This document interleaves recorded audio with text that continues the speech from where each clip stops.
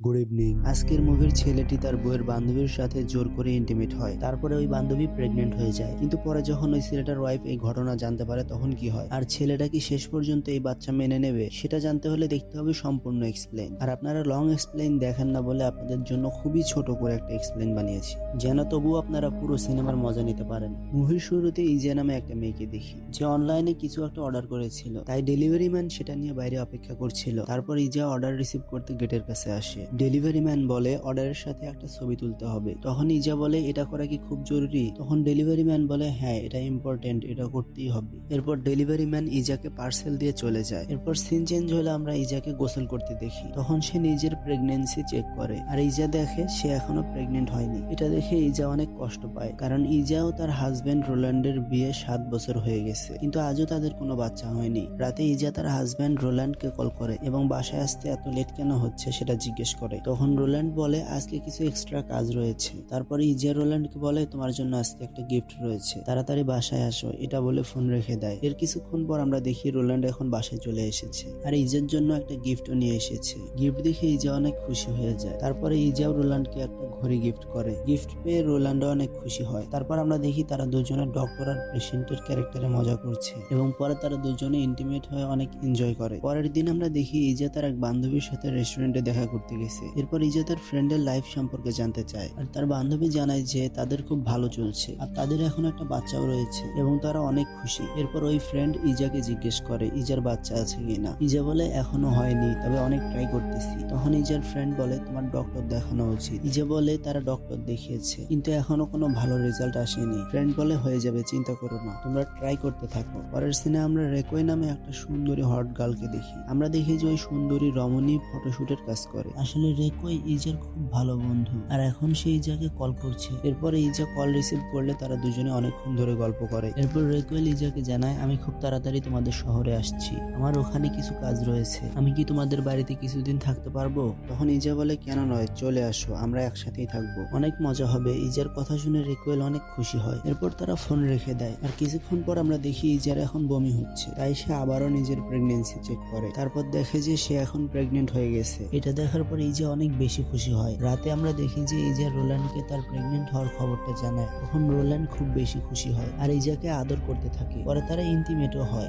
পরের সিনে আমরা দেখি যে রোল্যান্ড ইজাকে নিয়ে হসপিটালে এসেছে ইজাকে পরীক্ষা করার জন্য। তখন ডক্টর তাদেরকে একটা ব্যাড নিউজ শোনায়, বলে ইজার প্রেগনেন্সিতে নাকি অনেক সমস্যা আছে, আর এর চিকিৎসা না করলে পরবর্তীতে তোমার লাইফ নিয়েও সমস্যা হতে পারে। প্রথমে আমরা ওষুধের মাধ্যমে ঠিক করার ট্রাই করব, যদি তাতে ভালো রেজাল্ট না আসে তাহলে সার্জারি করতে হবে, আর যদি সেটা না করা হয় তাহলে ইজাকে বাঁচানো কঠিন হয়ে যেতে পারে। ডক্টরের এরকম কথা শুনে এই কাপল অনেক বেশি টেনশনে পড়ে যায়। পরের সিনে আমরা দেখি যে রেকোই ইজার বাড়িতে চলে এসেছে এবং তারা দুই বান্ধবী অনেকদিন পর দেখা পেয়ে গল্প করছিল। এরপর ইজা রেকোইকে তার থাকার রুমে নিয়ে আসে। এরপর আমরা দেখি ইজা সকালে গোসল করে তার ফেস ক্রিম লাগাচ্ছিল। রোল্যান্ডেরও ছুটি হয়ে গিয়েছিল, আর তখন রোল্যান্ড রেকোইকে ইজা ভেবে জড়িয়ে ধরে। আর এরপর যখন সে দেখে এটা ইজা নয়, তখন সে রেকোইকে সরি বলে আর জানতে চায় তুমি কে। তখনই ওখানে ইজা চলে আসে আর রেকোইকে তার হাজবেন্ডের সাথে পরিচয় করিয়ে দেয়। পরদিন সকালে ইজা আর রেকোই গল্প করছিল।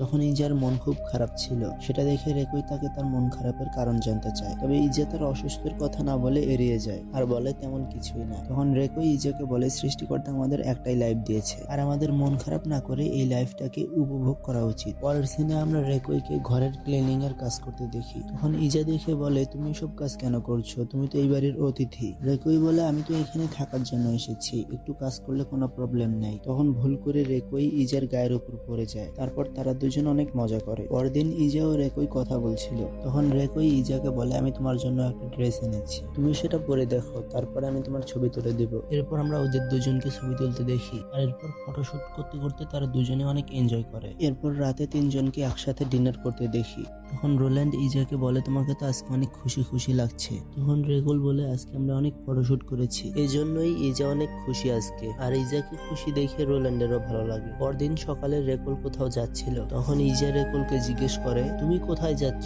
রেকুল বলে সে শুটে যাচ্ছে। এরপর ইজা জানায় গতকাল রাতে রেকুল বলছিল যে তুমি আর সাথে আমাদের প্রাইভেসি নিয়ে প্রবলেম হয়ে যাচ্ছে। তখন রেকুল বলে যে আমার তো মনে হয় তোমার হাজবেন্ড রোল্যান্ড আমাকে পছন্দ করতে শুরু করেছে। ইজা বলে আমরা দুজনে যে এনজয় করি সেটা কি রোল্যান্ড জেনে গেল নাকি? তখন রেকল বলে আমরা তো তখনই মজা করি যখন রোল্যান্ড ঘরে না থাকে, তাহলে সে কিভাবে জানবে? তারপর রেকল ইজাকে বলে সে তাকে পছন্দ করে আর তারপর তারা আবার এনজয় করে। এরপর সিন চেঞ্জ হলে আমরা দেখি রেকল তার সবকিছু প্যাকিং করছে। তখন রোল্যান্ড ওখানে চলে আসে আর তাকে জিজ্ঞেস করে তুমি কোথায় যাচ্ছ? রেকল জানায় সে এখন এখান থেকে চলে যাচ্ছে। রেকল আরো বলে আমি যদি এখানে থাকি সেটা তো তোমার ভালো লাগছে না, তাই চলে যাচ্ছি। তখন রোল্যান্ড বলে আমি জানি তুমি আমার ওয়াইফ ইজার সাথে কি কি করো। তখন রেকল বলে আমি এবং ইজা দুজনকে ভালোবাসি। আর এই কথা শুনে রোল্যান্ডের অনেক রাগ হয়। সে জোর করে রেকলের সাথে ফিজিক্যালি এনজয় করে, মানে ইন্টিমেট হয়েছিল আর কি। যাই হোক, শেষে তারা দুজনে মিলে আবারও ইন্টিমেট হয় এবং এনজয় করে, মানে পরপর দুবার ইন্টিমেট হয়েছিল তারা। এর কিছুদিন পর এখন রেকল একদিন সকালে জানতে পারে সে প্রেগনেন্ট, আর এটা রোল্যান্ডের জন্যই হয়েছে।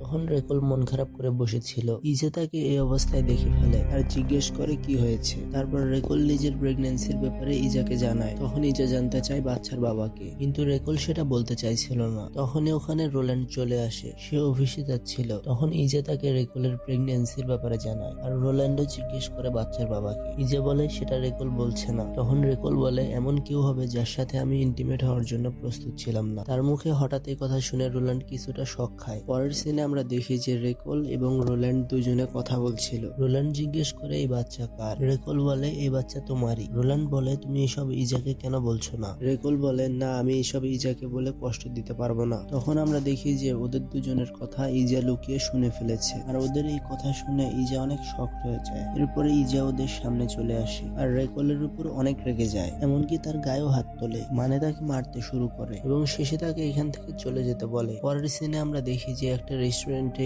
ইজা ও রেকল কথা বলছিল। রেকল ইজাকে বলে আমি এখান থেকে চলে যাচ্ছি, আর কখনো তোমাদের সাথে আসবো না, এটাই আমাদের শেষ দেখা। তুমি কি এই বাচ্চা রাখতে পারবে? তাহলে তোমারও বাচ্চার শখ পূরণ হবে। তখন ইজার অনেক খারাপ লাগে, মানে মনটা গলতে থাকে আর কি। ইজা বলে আমি একজন মাকে তার বাচ্চার থেকে আলাদা করতে পারি না। তখন রেকল বলে আমি তোমাদের কাছে ক্ষমা চাচ্ছি, কারণ আমি তোমাদের অনেক কষ্ট দিয়েছি। তখন ইজা বলে এমনটা কিছুই হয়নি, লাইফে প্রবলেম আসবে আবার চলেও যাবে, এমনটা হতেই থাকবে। এরপর আমরা দেখি রোল্যান্ডো ওখানে চলে আসে। রোল্যান্ডো ও ইজা দুজনেই খুশি থাকে আর রেকল ওখান থেকে চলে যায়। আর এইভাবেই এই মুভির গল্পটা এখানেই শেষ হয়ে যায়। এরকম মজাদার সব মুভির এক্সপ্লেনেশন দেখতে ভিডিওতে লাইক দিয়ে চ্যানেলটি সাবস্ক্রাইব করুন। কথা হবে পরবর্তী কোনো ভিডিওতে, ততক্ষণ পর্যন্ত আমাদের আগের ভিডিওগুলো উপভোগ করুন। আর আপনারা পরবর্তী কি মুভির এক্সপ্লেনেশন চান সেটা আমাদের কমেন্ট বক্সে জানান। আর আপনি যদি 90 দশকের মুভি এক্সপ্লেনেশন দেখতে পছন্দ করেন তাহলে এই মুভিটা আপনার জন্য।